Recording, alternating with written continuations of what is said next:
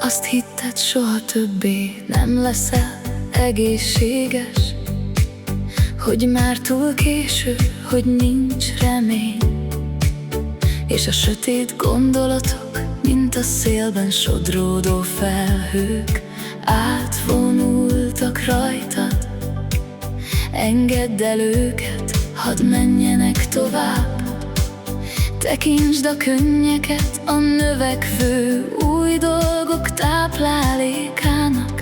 Bízz most, ne küzd tovább, és ne kételkedj, mert te egy csoda vagy.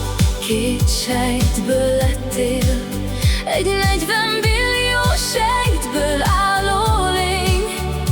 Minden másodpercben milliók keletkeznek az egészségesek közül, a régiek pedig örökre elhallgatnak, és minden gondolat, amit róluk hiszel, és minden kép, amit magadban érzel, befolyásolja a fejlődésüket.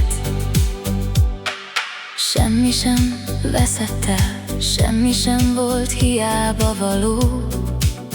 Egy részed mindig is egészséges volt.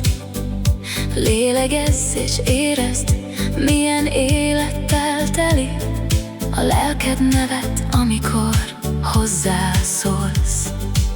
Lásd magad egészséges és legjobb változatát, ahogy előtted áll, tele energiával jár, örömmel lélegzik, életerővel táncol.